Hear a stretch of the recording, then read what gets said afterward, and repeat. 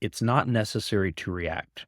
This is a phrase that on its surface feels very simple, but has a lot of depth of meaning. The first time I heard it, I was in France and I was in a program, and one of our teachers said this phrase because we were having this emotional escalation.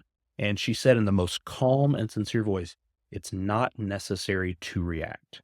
That phrase, as I've reflected on it and as I've pondered it over the years and really utilized it in how I make decisions, it's really become a core tenet of how I tend to operate. And so if you think about it's not necessary to react, the reason why that has so much meaning is we live in a world where we are trying to generate outrage.